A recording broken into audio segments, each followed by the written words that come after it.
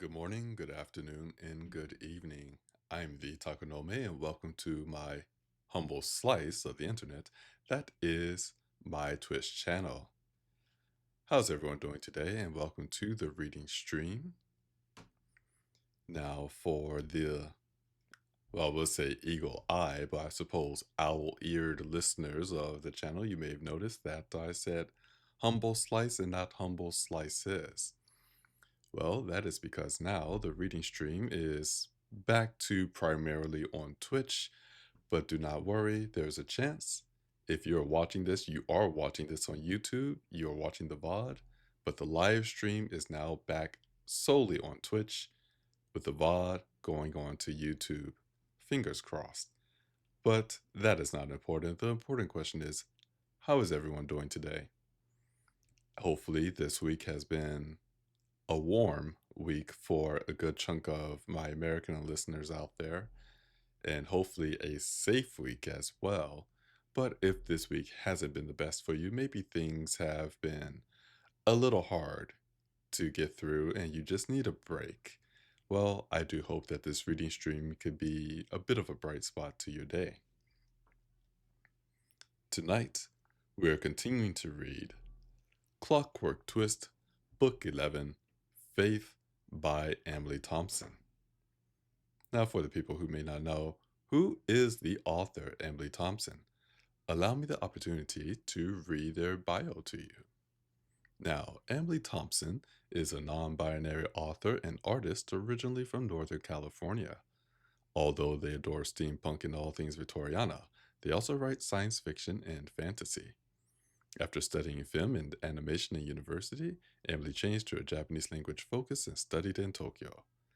After receiving a language degree and spending a number of years abroad, they now live in Washington and spend most of their free time writing in coffee shops, painting, crocheting plushies, coding, and playing lots of cozy video games.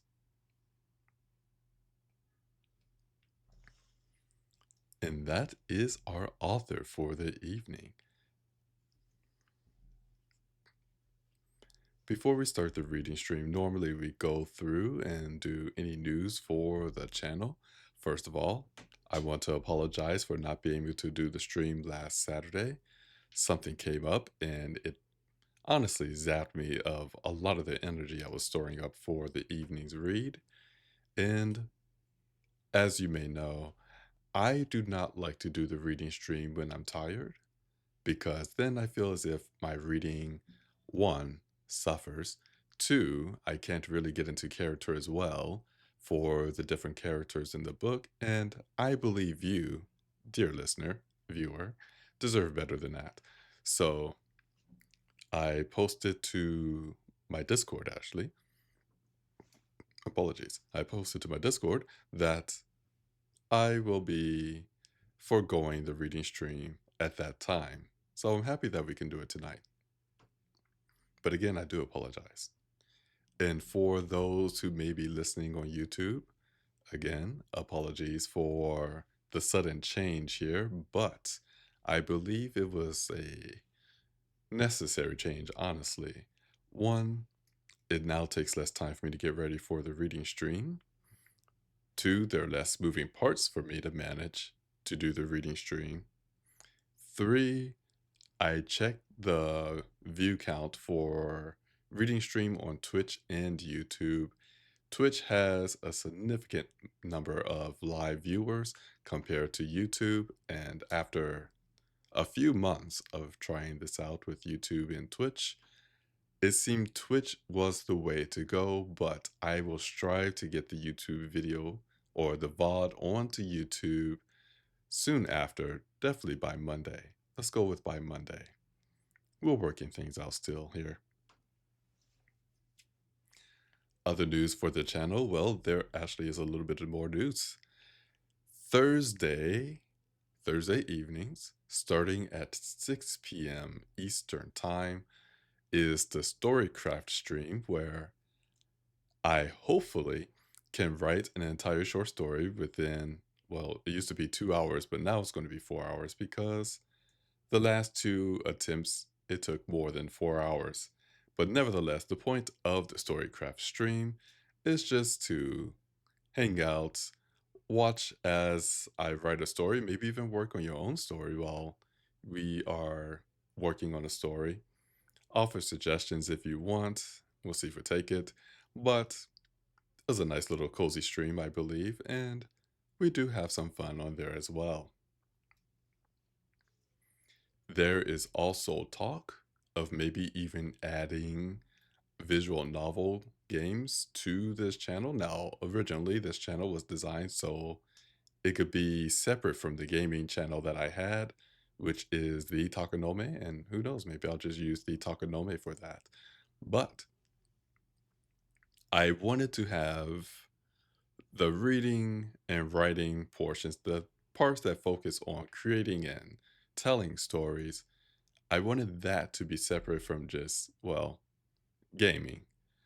But visual novels is that weird category where it's between gaming, quote unquote, and artistic literary work. So we will decide how we're going to do that, if we could fit that into the timing, because, well, as I said, this is not my primary job. This is a hobby. I do it for fun. And I do enjoy doing this, but I do have to keep my schedule in mind as well. So we shall see. We shall see if we'll add a visual novel component to this channel, or if we will move it over to the Takanome channel.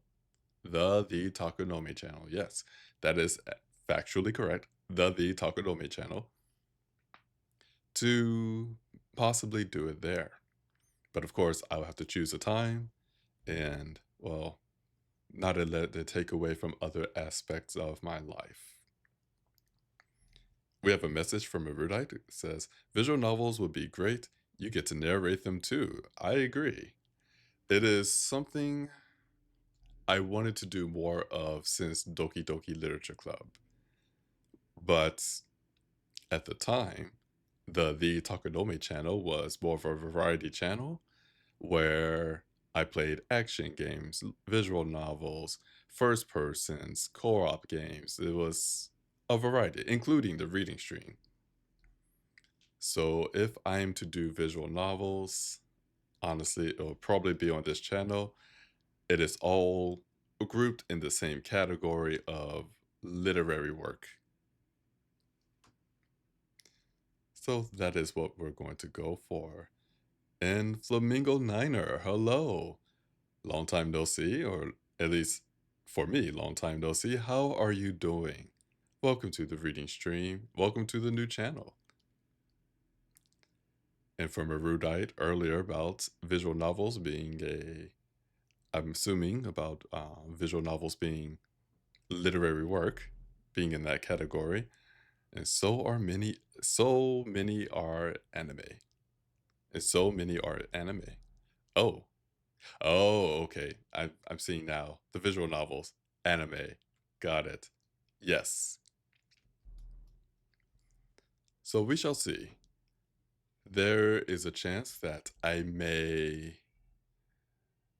there's a chance if I start doing visual novels, we are going to alternate between visual novel and storycraft stream on Thursday evenings. That is a possibility. That way, it gives me a little time to think about what and how I want to write for the Storycraft stream, because writing a short story every week for our audience it feels daunting to think about, but breaking it up may not be a bad idea. And not to mention, I have to work on some of my other stories for my personal author page for, well, sharing stories with people. From Flamingo Niner, hello. Loving it. No longer bedridden. I would like to give you a round of applause for that one. I'm hoping you could hear that. I'm very happy to hear that you're no longer bedridden. And again, welcome to the stream. I'm glad that you're doing well. Other news for the channel. Hmm. Oh,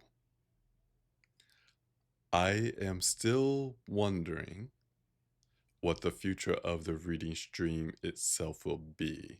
Now, I may have touched on this a little bit before, but for the reading stream, I wanted to read stories written by people who may not be so well known, wanted to explore new stories and so forth.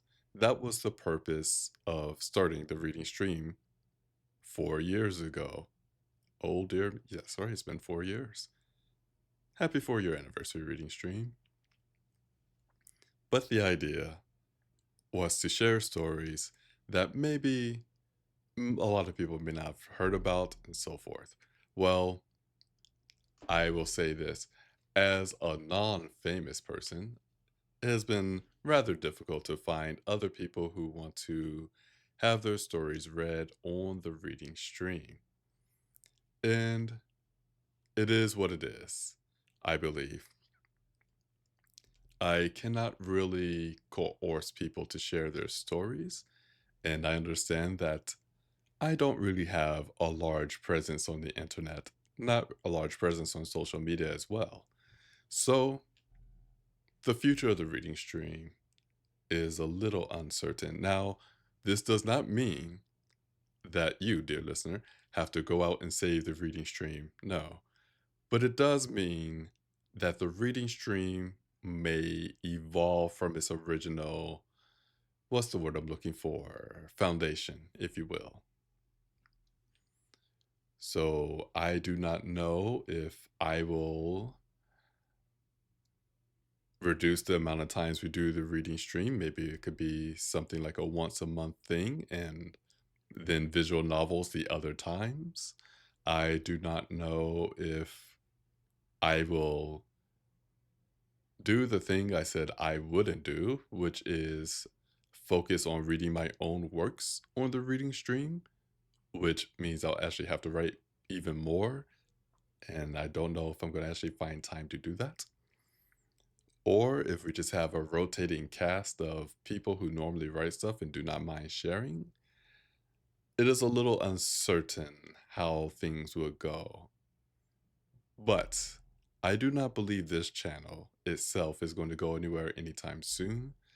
I do not think the reading stream will go away anytime soon either, but I do believe perhaps by the end of the year or by next year, the reading stream may go through a transformation. As ideas and foresight and planning come along to me and working out schedules and so on, logistics, if you will, I will be sure to let you know as well. And I want to extend a hello to Black Rose. Hello, welcome to the reading stream. How are you today? A message from Erudite from earlier. You are a stronger man than I. Well, to be fair, I'm a guy erudite. I don't think you're a guy, but you know what? I get it. You're a stronger man than I.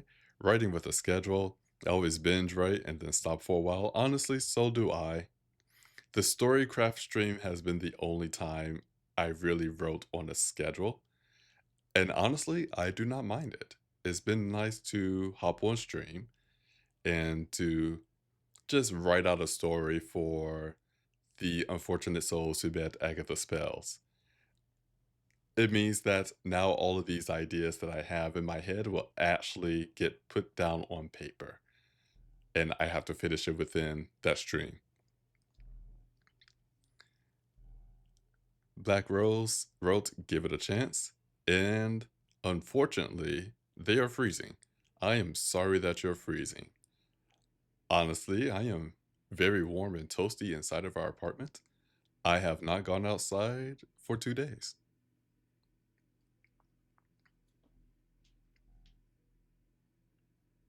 Is that true? No, 2 days ago was the last time I've been outside. I may venture outside tomorrow. We shall see.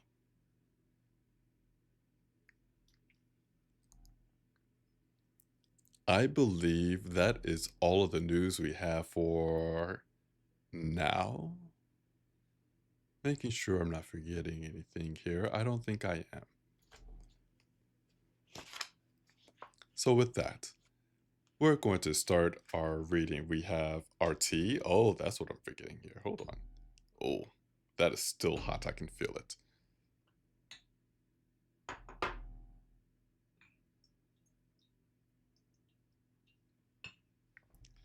I may have made a terrible mistake here. Let's see here. 1, 2, 3.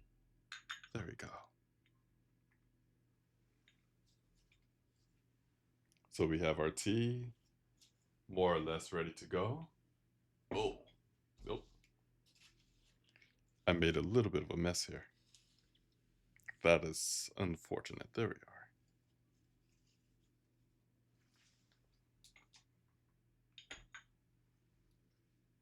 There. We have our very hot tea ready to go. We have some water, which I need to drink a little bit more before we start.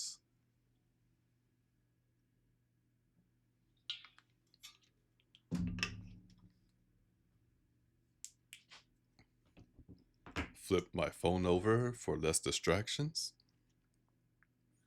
And just a heads up, we have a Momo in our room. She is currently sleeping in the little cat tree. She looks so peaceful.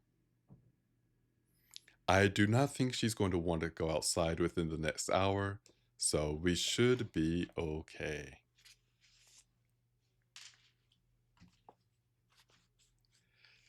And with that, let's begin. This is Clockwork Twist, Book 11, Faith by Emily Thompson. We are missing a recap. Apologies, everyone. I knew there was something I was forgetting. Really quick, the recap.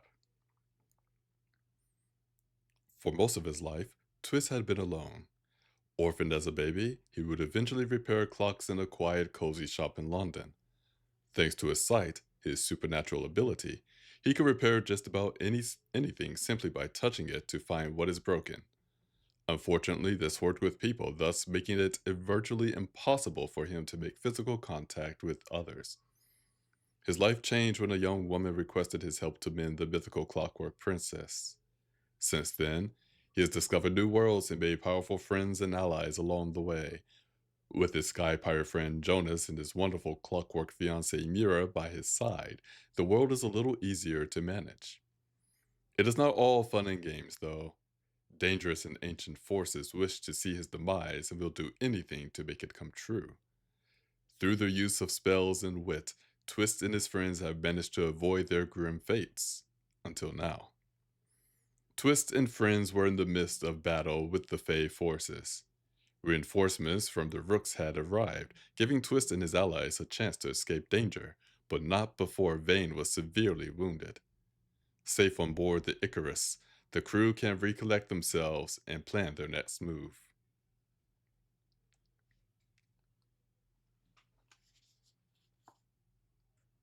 There we are. And we are on page 186. Let's begin.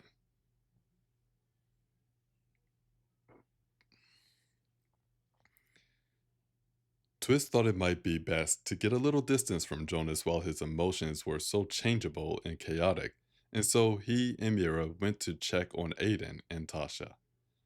Aiden finally came around after a little while, blinking as if waking from a dream. Apologies.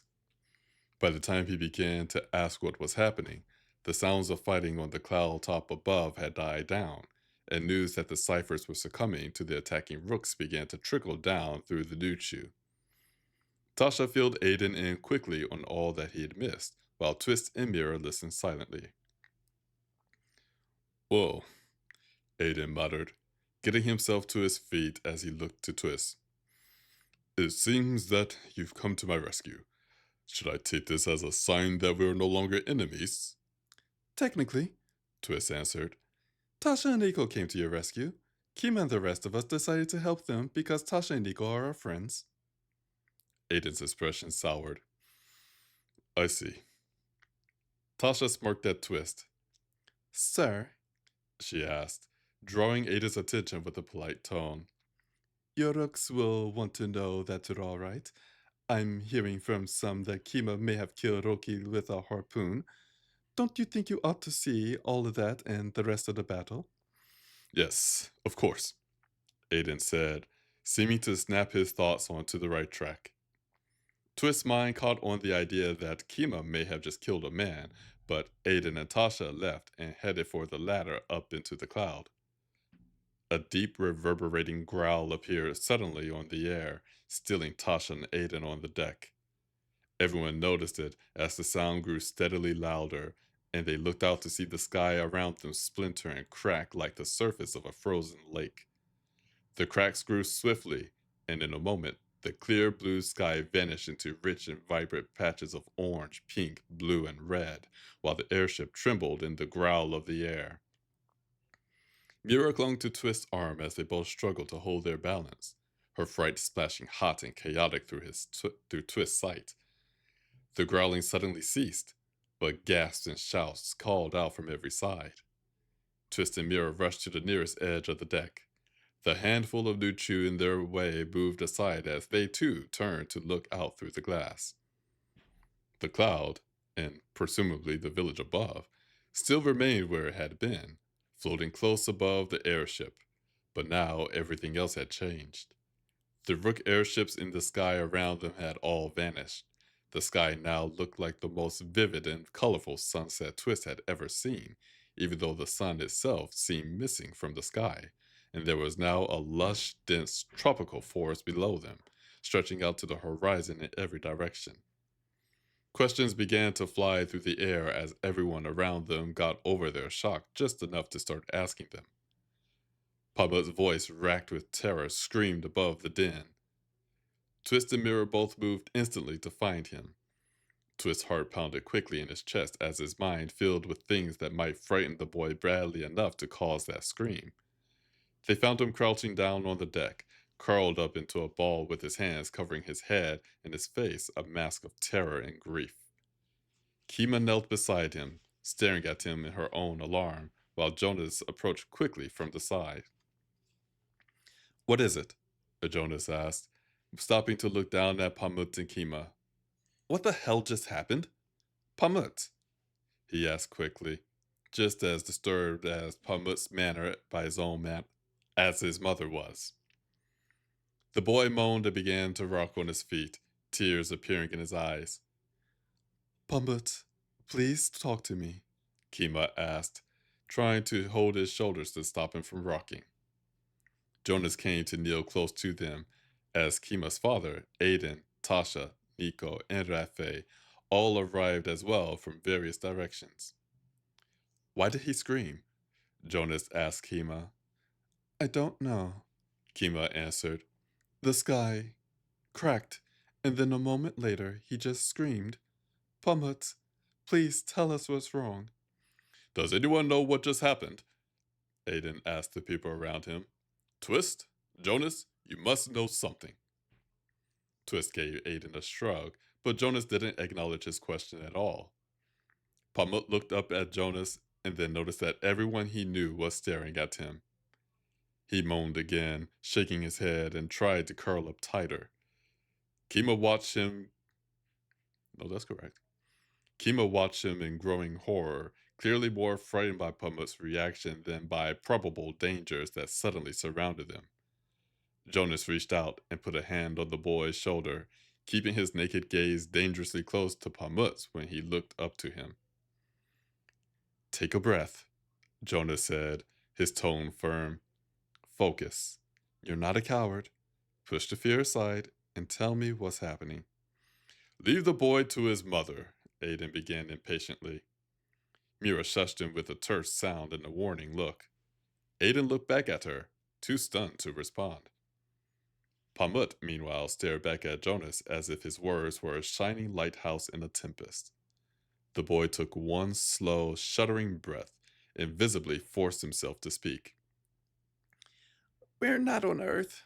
I can feel it. This is fairy. While it was obvious that none of the Nuchu understood what he meant, alarm washed over the others. How was that possible? Aiden asked. I thought you needed a portal like that mirror to get to Fairy, and this doesn't look like the place that mirror in Atlantis led to. This is Summer's land, Pamut said to Jonas, his voice still quaking with fear. They'll kill all of us. They won't wait. They won't stop. Winter wants you and Twist to die at the same time, but Summer doesn't want that at all. They'll just. His words stopped with a choked gasp and tears broke free of his eyes. Twist's fear ran through his thoughts, setting fire to his mind. He clenched his fists, gripped himself mentally as well, and clung to logic as tightly as he was able. They all had powerful enchanted charms. The airship was warded. Pummut was losing himself to fear. He'd forgotten that Faye could neither see nor hear them. Even here in Fairy, Twist, Jonas, and everyone they loved were all practically invisible, just as Twist and Jonas had been when they last entered Fairy. Jonas's fear burned at his neck, but Twist watched his friend hold it all back and continued to speak calmly to the boy. How do we get back? Jonas asked, his voice measured. I don't know, Pumbut answered, shaking his head. I've never seen anything like this. How did we get here? Jonas asked.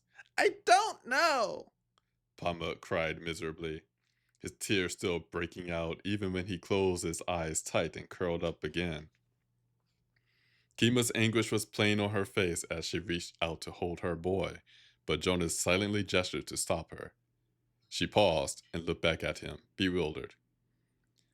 Please, trust me, he said softly to her. I think I can bring him around, and we really need him right now. I think he can handle it. Kima stared back at him while a war raged behind her eyes. After a moment, however, and with obvious difficulty, she nodded. Jonas moved to kneel directly before Pamut, taking the boy's arms firmly. Pamut, pull yourself together, Jonas ordered, still holding his voice calm and steady. You can do this. You have to. We need you. You're the only one who knows this world. If you don't get it together, we're all lost. Kima's surprise at these words was clear as day, but she didn't speak up. Despite her and Twist's expectations, however, Pamut uncurled slightly and took a few more deep breaths, nodding slowly as he took control of himself. His eyes opened but stared unfocused at the deck while his breathing grew smooth. Twist shivered, watching the child win against his fears with a stoic and unrelenting conviction that Twist doubted he possessed himself. Jonas let go of the boy's arms, concern flashing across his face for an instant before he also pushed his feelings down. Now think, Jonas said to him. You know this magic. How could they do this? For a moment, Twist feared that Pamut hadn't heard the question, as he remained silent and eerily still. Then Pamut suddenly looked up, very nearly catching Jonas's gaze. The village was enchanted already, Pamut said, his voice suddenly calm and clear, but as thin as tissue paper. They use Fey magic to lock everyone out. It's already set up for all kinds of magic. Someone must have cast a spell with that circle I broke. It would have been easy to reset it. Can you break it again? Jonas asked.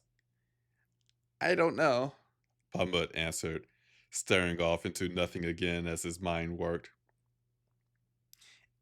It depends on what they did. If it's the same as before, then I could. Then you'll have to go see for yourself, Jonas asked knowingly. Pamut nodded. Jonas looked toward Kima. If we take him in there, we're all going along, Jonas said calmly. We'll all protect him. But you decide. We can sort something else out if we need to. Kima's dark eyes shone with the battle raging within her.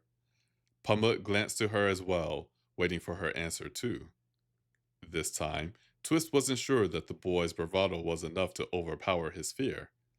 By the look in his eyes, He could have just as easily wanted her to refuse to let him go. He's frightened, Kima said to Jonas. He could make a mistake or freeze up. He's not going alone, Jonas said again. And he's not a coward, no matter how old he is. Pamut is a warrior. The certainty of Jonas's tone had an obvious effect on Pamut, who appeared instantly emboldened. Kima looked back at her son, seeing this as well, and then looked back at Jonas in surprise. Understanding flashed over her face. Right, she muttered. Of course, she added with more conviction, turning to look at her son with sudden pride. You're right. He's very brave. I see that now. Pamuk looked at his mother in shock, while a wave of relief washed through the buzzing at Twist's neck, but failed to appear on Jonas's face. Which is it then? Jonas asked her. We better hurry, Kima said, getting to her feet. She turned and offered a hand to her son. Come along, Pamut. We need you to save us again. Pamut shot to his feet. Great. Yeah, let's go. He paused, startled. And fight the Fae. Oh boy, he muttered, his fear rising visibly. Good man, Jonas replied, his tone confident and cool despite the anxiety Twist noticed in his spirit. I knew we could count on you. Twist stared in amazement, seeing the boy grow steady on his feet, force his fears away again, and ready himself for battle, thanks to Jonas's efforts and Kima as well. Twist, Mira, and Rafe all followed without hesitation as Jonas, Kima, and Pamut headed to the ladder. The crowd parted before them, most of the Nuchu still clearly unsure of what was even happening. After all, they knew little to nothing of Fey magic. As they went, Mira slipped away from Twist and took Kima's hand. Kima glanced to Mira to find a supportive smile on her clockwork face. Don't worry, dear, Mira whispered, her voice so quiet that Jonas and Pamut failed to notice it. Those nasty creatures can't even see us, remember? Kima nodded sheepishly, but clearly appreciated the supportive words.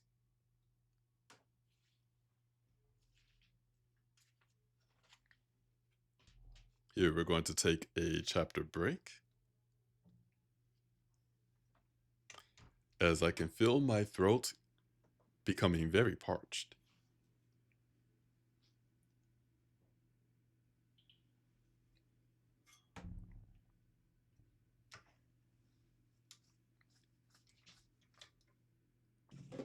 Here we are. As we take this break, I want to thank you all for joining this reading stream. I hope that you are enjoying the story as well as the reading of the story. And if you do like the story so far, or you're thinking to yourself, boy, I am missing a lot. This sounds interesting, but I really don't know what's going on. Only if I could go back in time and find out what happened. Well, if you are a reader, if you can read and comprehend what you're reading and you enjoy doing that, allow me to tell you, wow. Consider supporting the author by buying their book. As you can see beneath the book picture on the screen, there are 2 links you can use to support the author. Because I can tell you certainly from my own personal experience, 1, creating a story is not always easy. Writing that story down is harder. Editing that story that you've written down so that's actually pretty good to share with others is worse. And then getting other people to actually read it and appreciate the hard work that you put into the writing, even harder. But you know what? It is honestly fun to do, to create stories, to write it down, and to share it with others.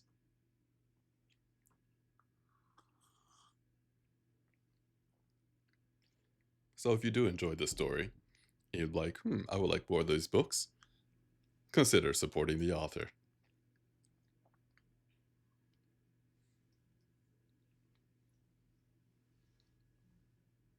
Oh, Momo is still sleeping. She is so adorable. She's my little troublemaker, but she is so adorable. I love you, Momo.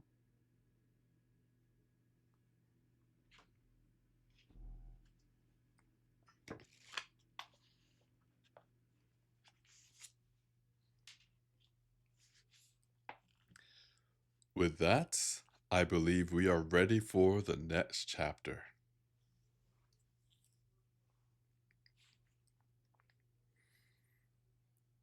Vane stayed behind to recover from his injury, and Kima convinced her father to remain behind on the Icarus, since there were still wounded to attend to. Poigon was clearly worried for his daughter and grandson, but seeing that the same people who had just proved that metal to him less than an hour ago were also going to protect him, he didn't protest.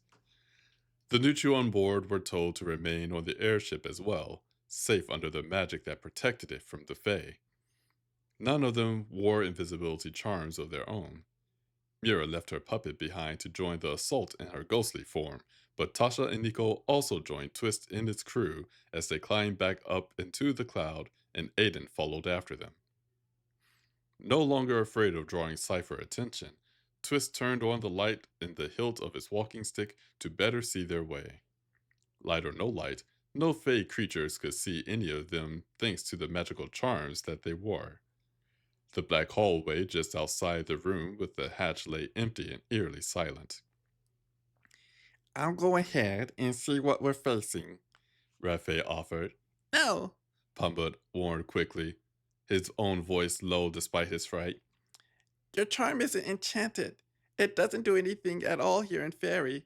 You shouldn't come at all, he added, looking frightened as he clutched at the Kitsune's hand. It's all right, if you're sure, Rafe replied, patting gently at the boy's shoulder. I'll go instead, Mira said to Twist, standing beside him in her ghostly form. They can't see me. Twist nodded as she vanished. Mira's gone to scout, he told the others. What exactly is your plan? Aiden asked. Is your charm enchanted? Pumbaa asked him quickly. There's no one here, Aiden answered swiftly, clearly meaning to speak again. This is Fairy, Pumbaa snapped back. This isn't Earth. There's always someone listening unless your charm is enchanted. Aiden frowned at the boy. The power is boosted with magnetic resonance. It's fine. Pumbaa looked at him in confusion. You can't use science to boost the power of a spell. That's impossible. Ada began to respond, but Jonas cut him off. Let us handle this, Jonas said. You shouldn't even be here. Go back and wait on the Icarus where it's safe. Aiden's expression washed over with offense, but before he could reply, Mira reappeared again, exactly where she had been before, startling Twist and Jonas. Mira's back, Jonas told the others. There's only 3 satyrs in the room, she told Twist as she took his hand. But I heard them talking. They're waiting for someone to join them. Twist relayed her message to the others. Then let's do this before anyone else arrives, Jonas said, turning to head off. Wait, Aiden hissed. What are you planning to do? He asked, following with the others. My rooks are here as well, he began before Akima shushed him. Be quiet, she told him coldly. Go away and wait for us to fix this. How dare you, Aiden started, but then he vanished suddenly with a popping sound. Startled by this, everyone stopped. Fear rippled through Twist's mind, but he saw no magical monsters about and could see no reason for Aiden's sudden disappearance. Then he noticed that Rafe had also disappeared. Jonas chuckled to himself. Good old Rafe. Nico laughed quietly as well, but tried to contain it while Tasha only grinned smugly. Twist took a breath to ease his tight nerves, happy to see that they weren't actually under attack yet. Everyone regathered their courage before they set out together.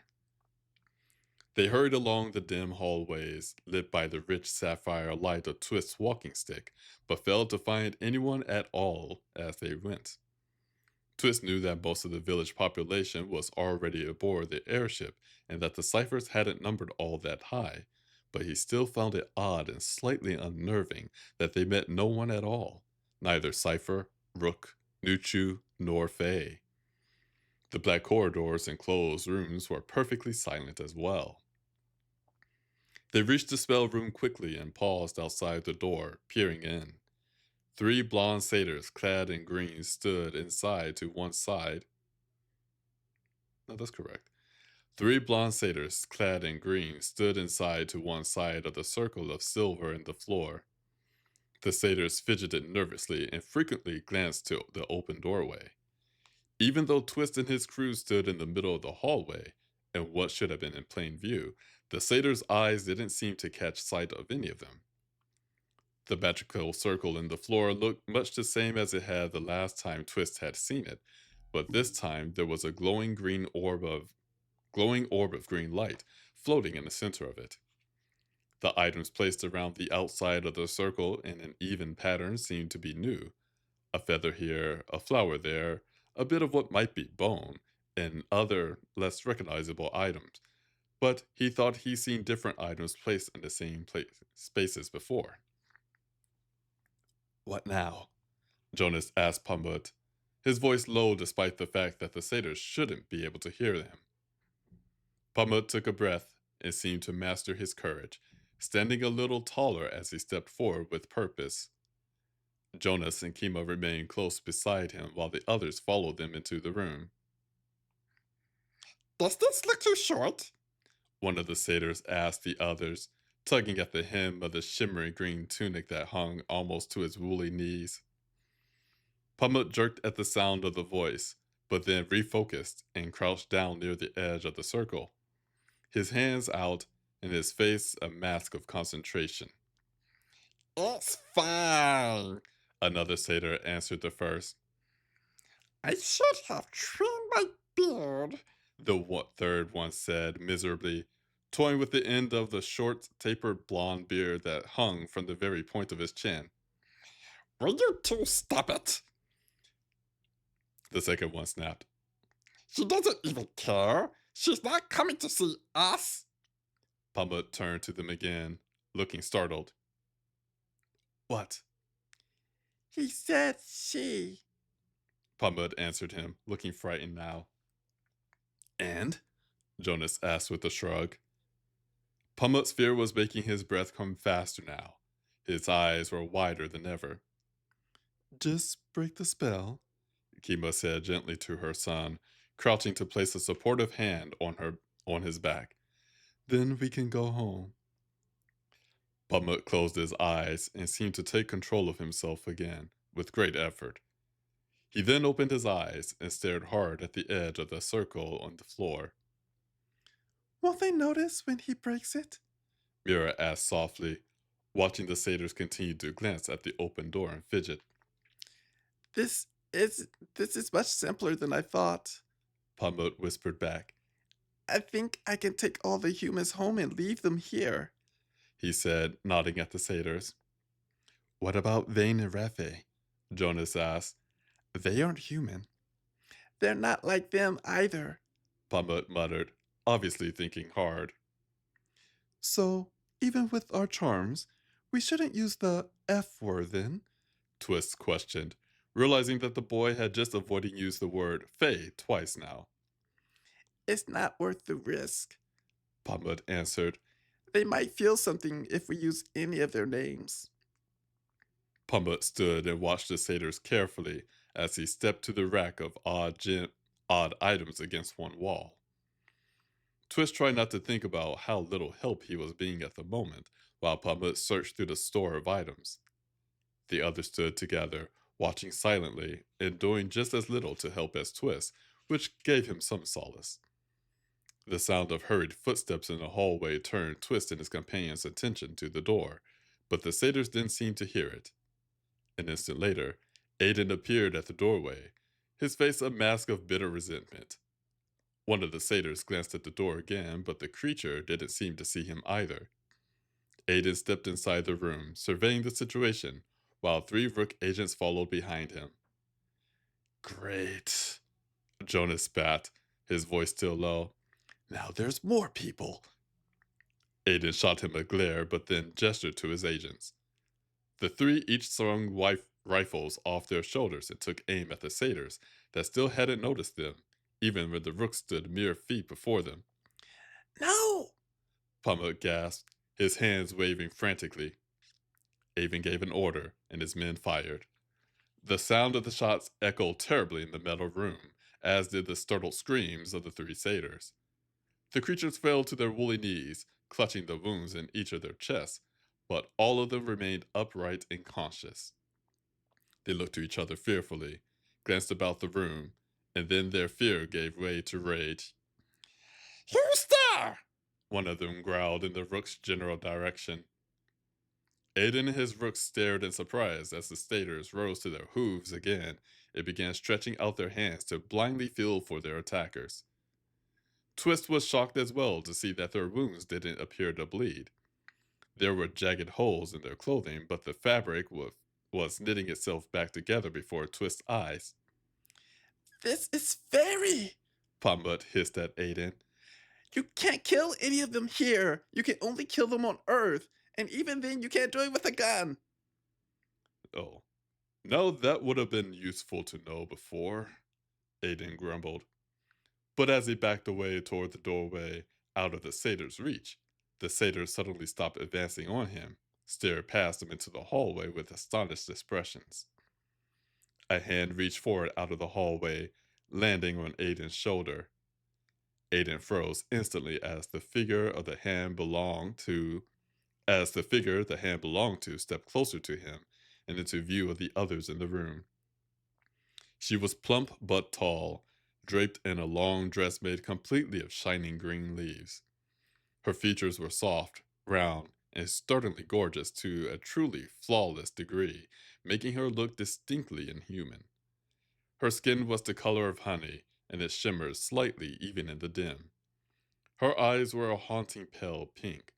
A crown of flowering twigs sat atop a head of hair so fine and colorless that at first, Twist thought it was actually a waterfall splashing across her shoulder and down her back. She leaned close to Aiden's ear, her smile faint but warm. You're one of mine, she said sweetly to Aiden, her voice deeper than Twist had expected. The sound of her voice seemed to echo strangely off the walls and gave Twist a shudder. The Summer Queen's gaze started to twist instantly, as if she heard him shudder. Her pink eyes found him like an arrow shot out of the dark and sent a lick of fright through him. Before anyone could respond to this, Aiden's face suddenly went slack, and he fell to his knees, the Queen's hand still on his shoulder, but her eyes locked on Twist. One of the rooks dropped to crouch beside his leader and slapped at Aiden's face to try to wake him, but Aiden continued to stare blankly into space. Jack Frost is here, the Queen said, her voice as sharp as a lightning strike. Jonas breathed a curse, and the Queen's attention snapped to him instantly, a cruel grin spreading across her inhumanly beautiful face. Jonas and many of the others jerked in surprise, while Twist struggled to control his own sudden terror. Mira clung tight. Mira clung. Apologies there. Mira clung tightly to Twist's arm, her fear echoing louder in his mind. Yes, he's somewhere in this village. Oh, that's the wrong voice. Yes, he's somewhere in this village. One of the satyrs began happily. He's in this room, the Queen said, stepping around Aiden and directly toward Jonas. Both halves. I can't see them, but, she added, reaching out a hand as if she moved closer. The satyrs rushed to her aid, reaching blindly through the air, each one obviously excited and eager to catch their prey. Mira vanished subtly, leaving Twist to his own terror. Get out of here now! Pumbut shouted at Jonas in terror. While the satyrs didn't seem to have heard him, the Queen stopped and frowned as if she noticed some slight echo on the air. Raffe appeared suddenly near the door, looking at them all in fright. The queen and the satyrs turned to look at him in surprise, but Raffe didn't hesitate for an instant. He dove for Jonas, who stood just a few steps away, grabbed hold of his arm, and they both vanished with a popping sound before the queen or her satyrs could even respond. That nasty fault took one of them, the queen shouted in sudden rage. Catch the other one quickly before the beast comes back. Every ounce of Twist's soul wanted to run for the door, but the queen had already backed up to stand at the doorway, blocking him completely while the satyrs rushed about the room with their arms outstretched. Can I help you? Kima asked her son, rushing to his side. Throw this at them if they get close. He said, handing her a glowing orange ball that appeared suddenly in his hand. He then rushed to replace a feather that sat on the floor outside the silver circle with a white stone before running back to the racks to snatch up something else. Quick! Someone's changing the spell! The queen shouted instantly. Her eyes locked on the rug Pamut had put down. How many are there? They're all charmed, she growled angrily. Find them all, she shouted at the satyrs, who scrambled to search blindly around in all directions as the queen's gaze returned to Twist. Kima followed Pamut as he rushed to replace another item. The boy's frantic attention remained fixed on his work, but Kima's eyes never left the satyrs for an instant. Nico opened his electric bow and took aim at the satyrs, while Tasha hurriedly rushed to the nearest rook and snatched his forgotten rifle out of his hand, turning it to fire at the nearest satyr. The satyr dropped to his knees again, startled and clearly pained, but the wound didn't slow him down for long. Tasha darted away and fired again, creating chaos, while Nico sent waves of electricity at them as well, careful not to hit his friend. The satyrs cried out in fright or pain as his electric fire struck them, but none of them fell. The queen howled in rage and left the doorway to run directly for Twist with her glittering hands outstretched. Twist felt panic threatened to make him faint as he backed away from the queen until his back struck a wall. Raffe reappeared in her way, making her falter in surprise, but he didn't hesitate an instant to reach out for Twist. Twist recoiled, but Raffe was faster and caught hold of his arm. Twist's sight screamed through his mind, stealing the world away.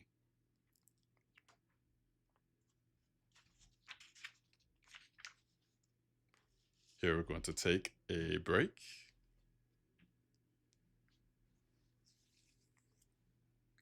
I'm curious to see Twist's experience of being touched by Raffe. And from Erudite, you're going to have to pay the cat tax someday. Put up a picture of your kitty sometime so we can all go, "Aw." There, I know I have posted pictures on the Discord, but maybe one day I could share a picture of one or both cats actually on one of the streams. She changed positions on the cat tree, but she looks comfy. I'm proud of you, Momo. Last year, this time, she would freak out if she was in a room with the door closed. And now she's just chilling. Oh, you stir? Need to stretch a little? She repositioned herself. Nevertheless, as we continue on with this reading stream, I want to thank you all for joining, whether you're here live or you're listening to the VOD. Hope that you are enjoying the story as well as the reading of the story. And as always, I do support. I appreciate the support that you give this channel and as well as the previous channel, but this channel too. I'm happy that we're actually off to a pretty good start for a new Twitch channel. So I do want to thank you all because this is not possible without you. Mm.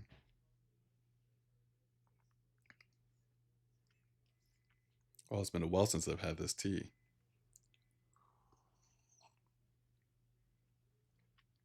Tonight, I am drinking caramel apple. This tea is comprised of black tea, apple, natural caramel, and apple flavoring. I can tell I'm getting a little tired because I am stumbling over words. But you know who does not stumble over words? A tea shop that I got this tea from.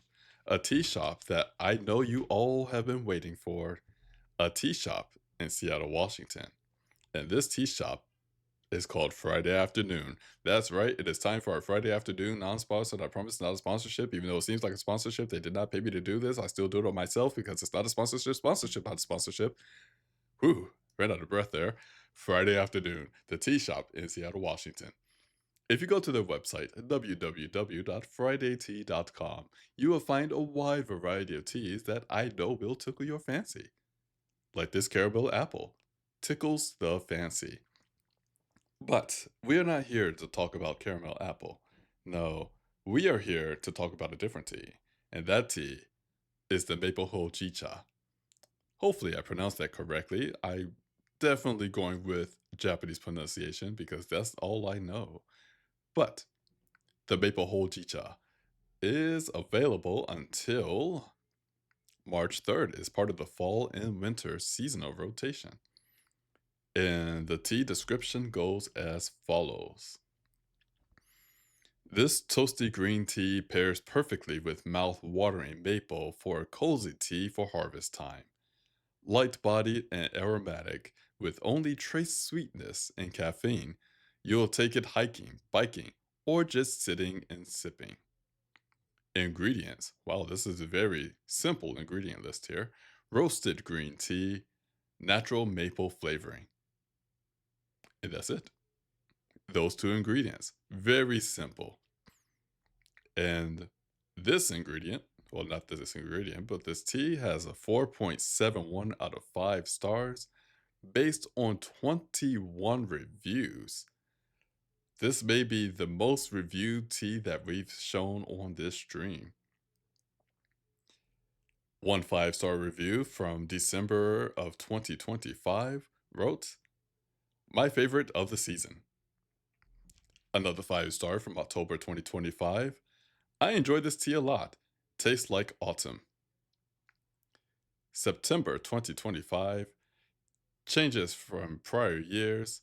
Well, this is actually a 3-star. Oh, what did you write? Flavors feel off relative to favorite. Oh, apologies, I can't read.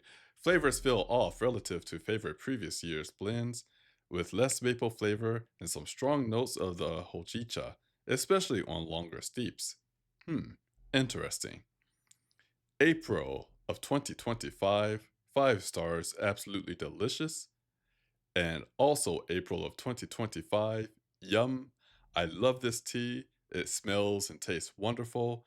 The low caffeine means I can have it whenever I want to. It's very soothing when you're trying to unwind or the world has gotten to be too much. And there you have it. It looks like actually this tea had 2 4-star reviews and 2 3-star reviews, and then 17 5-star reviews. Honestly, it does not sound like a bad blend to me. That is my opinion. But if this tea or any other tea sounds delicious to you, consider going to www.fridaytea.com. And again, that is www.friday like the day and tea like the drink.com. And I know you will find a tea that you will love.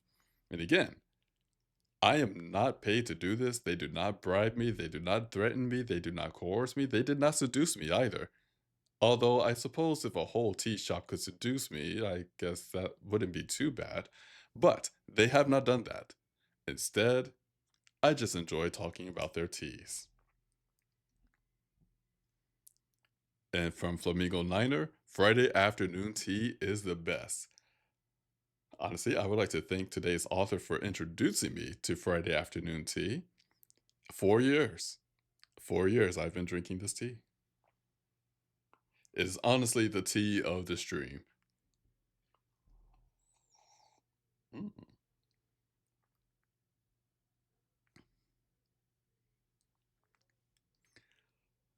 From Flamingo Niner, maple hojicha sounds delicious. I will say the maple for me sounds delicious. I'm not too certain about the rest. Now, I've mentioned my top three teas from Friday afternoon. Clockmaker for its kind of smooth, smoky taste.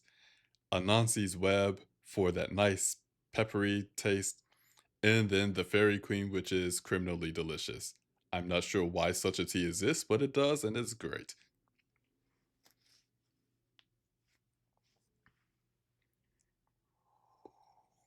Mm,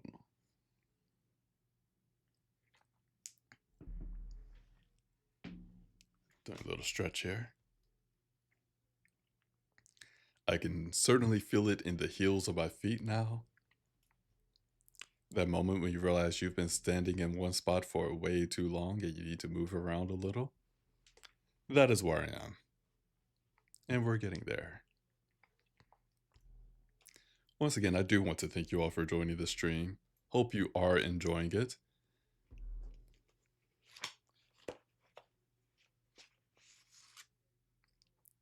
And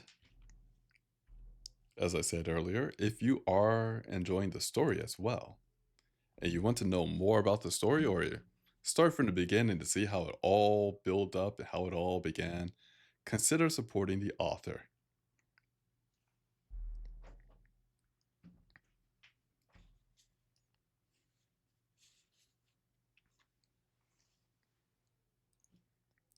Let's see here.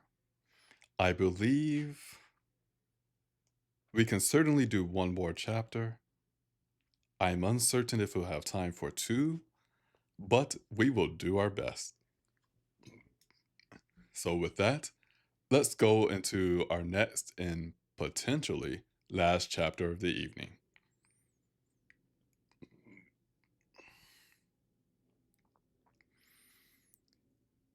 Twist was shaking with fear, huddled in a small dark cage, being carried quickly ahead. A voice bellowed to a cheering crowd in a language Twist couldn't understand. Suddenly, the cage stopped and the cloth was pulled away, revealing the world in blinding light. There were people everywhere around him, outside of the black bars of the cage, and as soon as they saw him, they turned disappointed and angry, shouting loud enough to hurt his ears and send his heart racing. The man in the tall top hat and the colorful jacket spoke again and opened the cage. The bars pressed cold against his back as Twist tried to retreat, while sick and freezing dread bloomed in his heart. The man in the colorful jacket gave him a cruel smirk and pulled sharply at the lead attached to the collar around his neck, pulling Twist out onto the straw-strewn dirt floor in the ring. Twist landed awkwardly on his paws and cried out at the man pleadingly, his voice the frantic and frightened cry of a fox. The man ordered him to change, using the word that he learned to understand. The people around began to jeer and shout at the man in the colorful jacket, and the man gave Twist a deadly look, growling the word again, the whip ready in his hand. Twist! A familiar voice called out of the crowd. Too frightened to respond, Twist could only curl up miserably on himself, hiding his nose in the tip of his fluffy tail. The whip cracked close to its ears, so loud it hurt even without hitting him. The fear of that lash striking him again was enough to force him to do as he was told. Dread and terror burned hot through his blood as he felt his body shatter into smoke. He desperately pulled himself back together into his human form. The crowd's anger and annoyance paused, but then broke into raucous applause as they all stared down at the terrified, shaking child in the middle of the ring. Come on, Twist, come back! Jonas's voice called out, closer now. Somewhere in the far reaches of his mind, Twist realized that something was wrong. He wasn't actually a Kitsune child. He wasn't a Kitsune at all. The circus, the horrible shouts of the crowd, the cruel ringmaster, none of them were real. At least, not for him. Twist closed his eyes and forced his attention onto the anxious buzzing at his neck. It was hard to find, but it was there, sure enough. He dove into it, letting the sensation drown out everything else. The noise, fear, and pain all drifted away into the unbelievable comfort of that soft, warm buzz.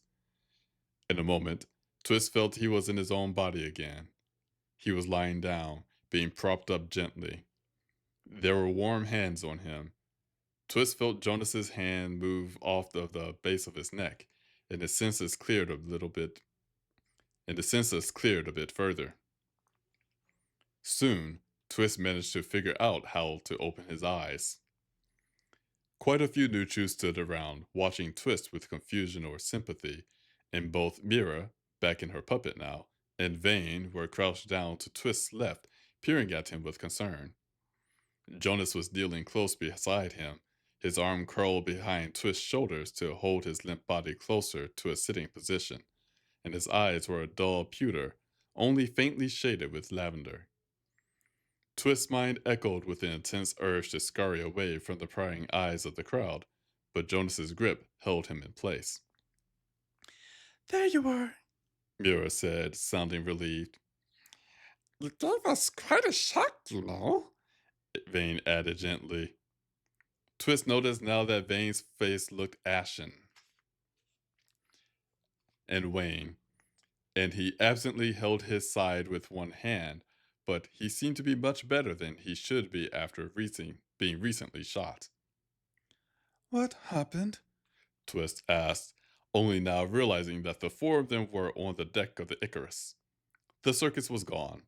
The silky surface of the underside of the cloud hung close above the canopy, gilded deeply by the strange sunset sky around them.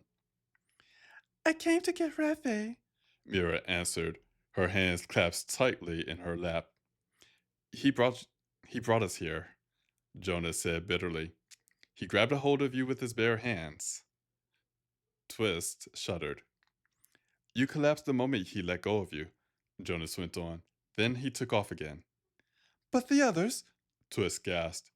He sat up too quickly, making his head spin for a moment, while his recent memories flashed back into his thoughts.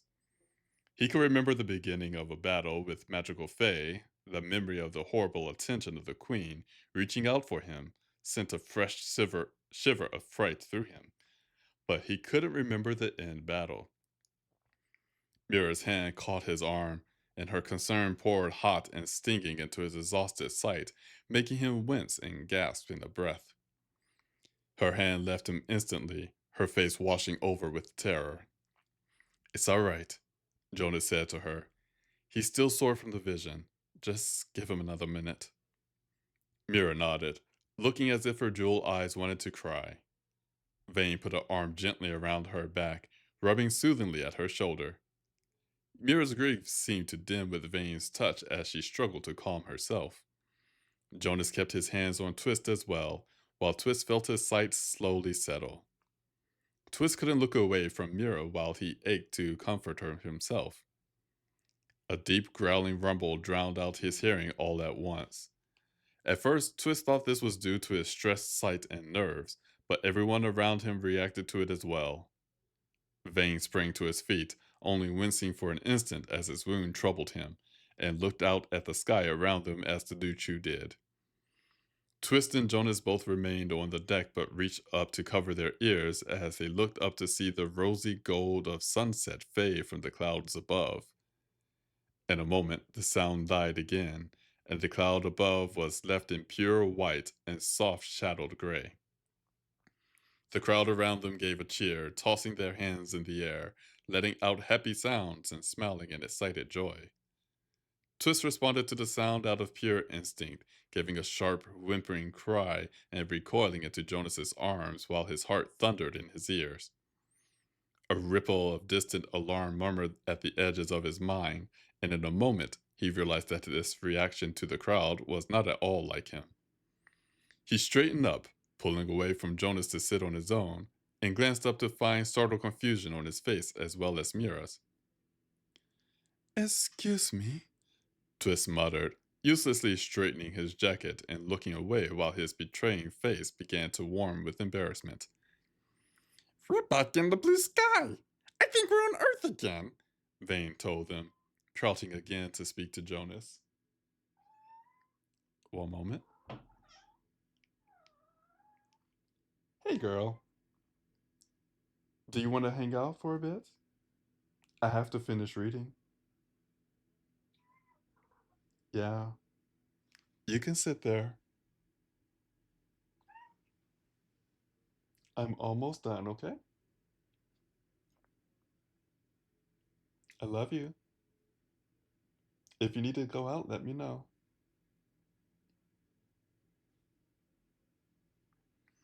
Momo is now in my chair behind me.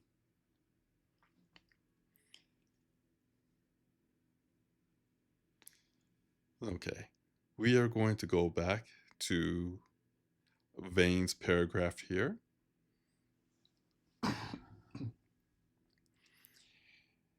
We're back in the blue sky. I think we're on Earth again, Vane told them, crouching again to speak to Jonas. Oh, he muttered as he caught sight of Twist's face. Are you alright? You've gone all red. Twist shot him a glare for noticing, but nodded to Vane. One moment, she's now trying to climb my back. Apologies, everyone. We're going to take a very quick break here as we tend to Momo the cat. Hey, girl. Do you want to come up? You want to say hi to people? Ah, there we go. Do you want to say hi? That's the microphone. That's the pop filter. I don't think you've ever sniffed the pop filter before. Do you need to go outside? Do you need to go out and explore the rest of the house? I'm almost finished. Yeah. I don't know if I have camera or not here. Let's see.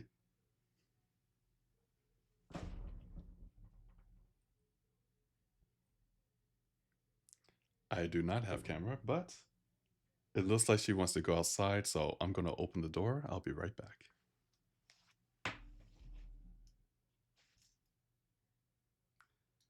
That is not the door, Momo. Are you okay? I'm going to give you a moment. We're going to try to finish the reading stream. Then I can open the door, we can play. I can hold you as I walk around the house.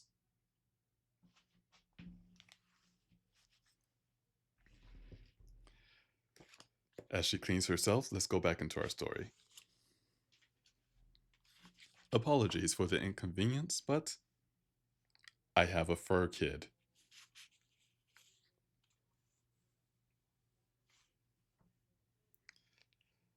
Okay, here we are.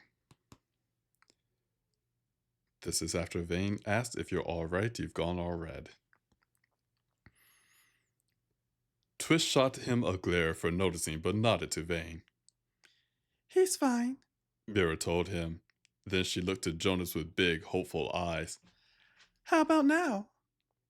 Jonas looked at Twist, his hands on his arms and back, and nodded. Yes, he's better now.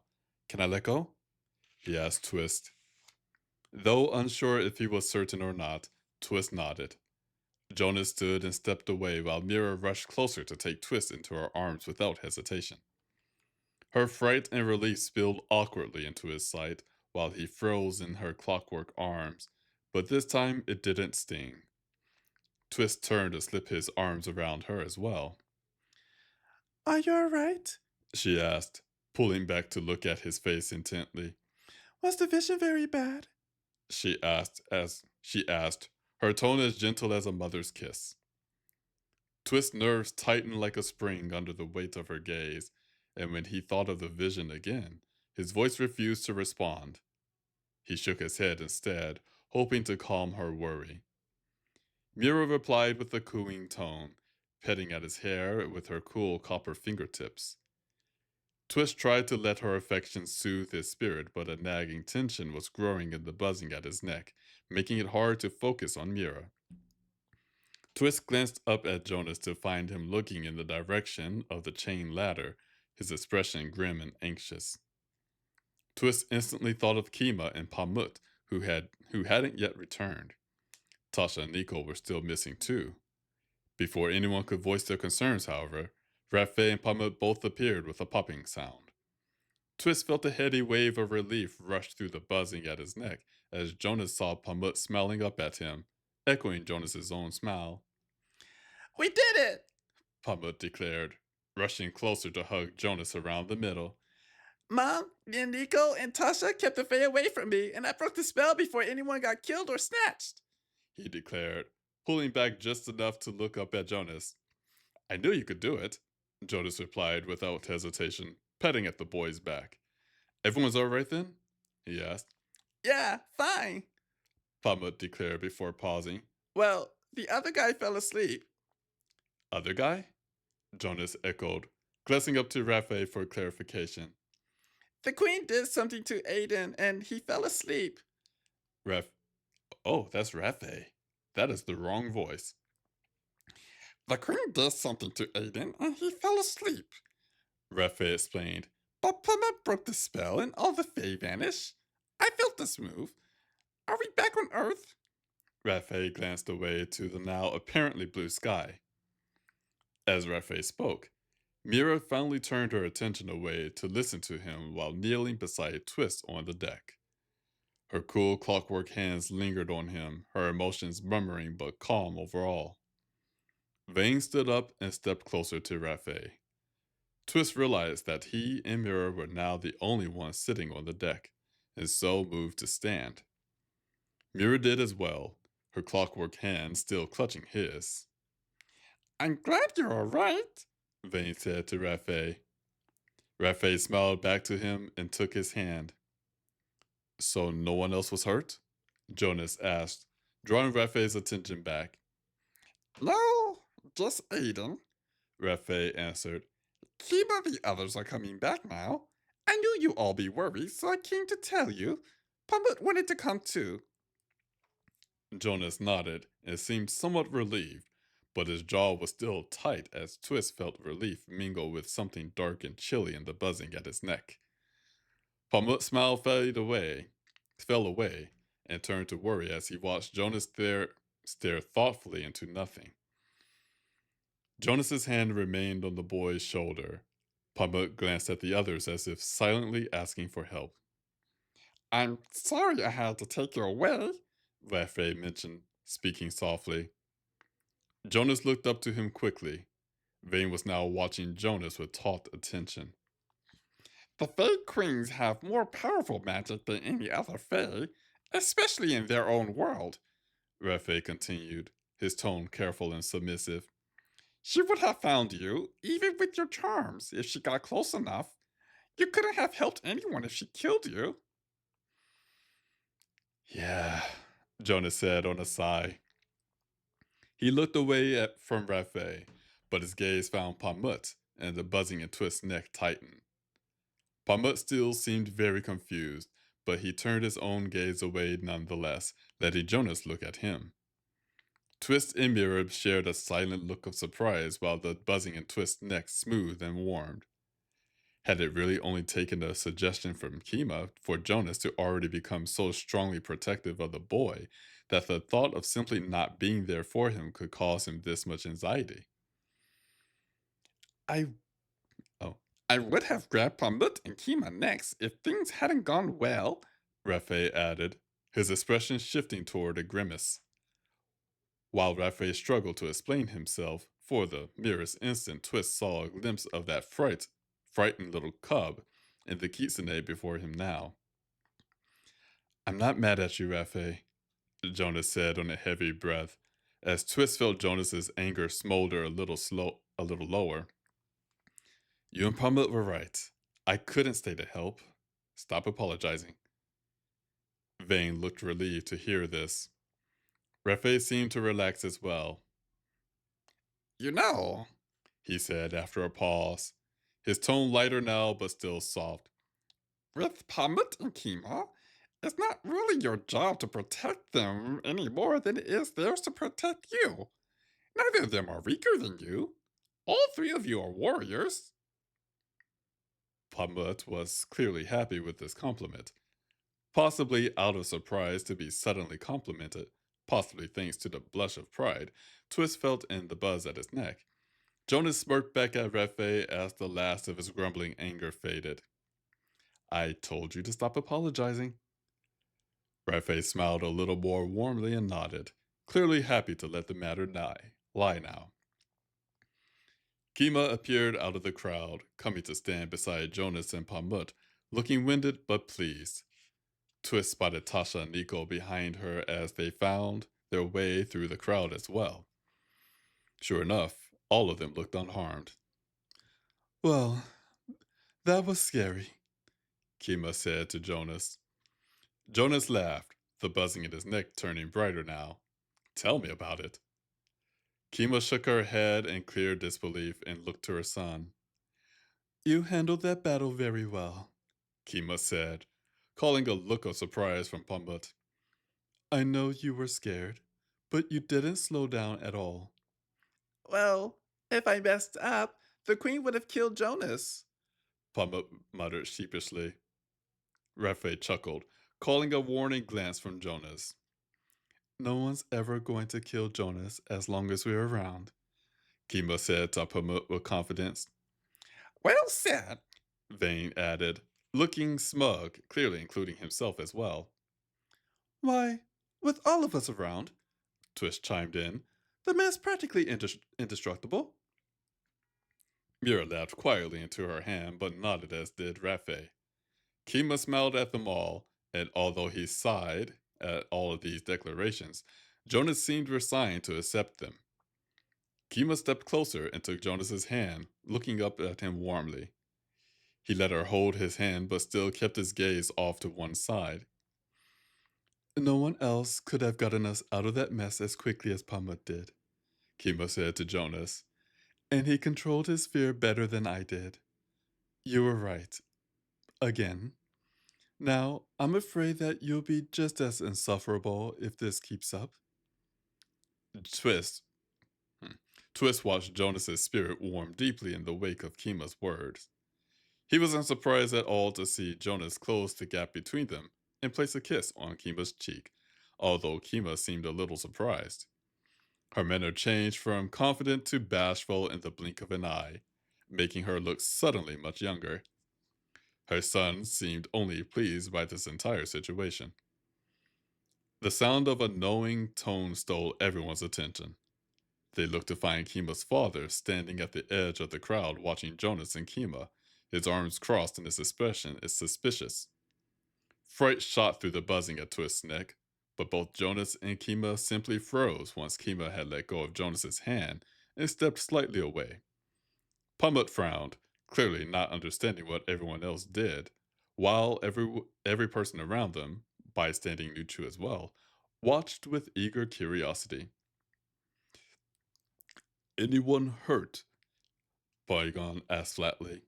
No, we're all fine, Kima replied. Kima's father nodded, his gaze trained appraisingly on Jonas. He spoke again, but his words weren't in English this time. Mira and many of the Nutra around them smirked at his question, and Kima was clearly startled by whatever he said. She glanced to Jonas, paused for a thoughtful breath, and then turned to her father again, her confidence returning. Yes, he is, she answered with conviction. Her father shrugged. As long as you think so, that's what matters, he said, his face taking on a smile. Without another word, he turned and walked away, apparently returning to his work.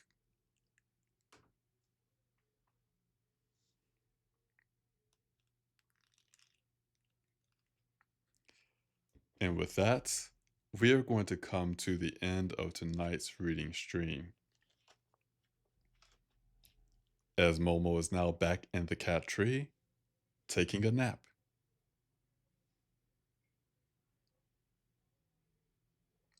Peacefully taking a nap. Nevertheless, everyone, thank you for joining tonight's reading stream, whether you're here live or you're listening to the VOD. I hope that you enjoyed the story as well as the reading of the story. And as always, I do appreciate all the support that this channel receives, whether it's likes or follows. Well, not so much likes anymore because it's not quite, well, I'll still say likes. Likes, follows, lurking, telling friends and family, listening in the background, so on and so forth. I would say subscriptions, but well, this channel doesn't have subscriptions. But maybe one day that can change. If all goes according to plan, we will have the Storycraft stream again next Thursday starting at 6 p.m. Eastern, and the reading stream again next Saturday, 8 p.m. Eastern. Momo, people are telling you sleep, sweet dreams, and good night. She has not stirred. And as a sign off for the evening, I do want to say once again to take care, everybody. I hope that for those who are affected by the temperatures, stay warm and stay safe. And for all of my fellow Americans out there, I also hope that you can stay safe and take care of each other as well in these rather difficult times. And for any international viewers, because I know I have a couple of you, I hope that you're doing well, staying safe as well, and taking care of yourself and family and friends. And Mr. Reading, it is always a pleasure to have you on the stream, Flamingo Niner, and that goes for anyone, really. I appreciate you all, and with that, I'm going to sign off. Until next time, take care, and bye bye.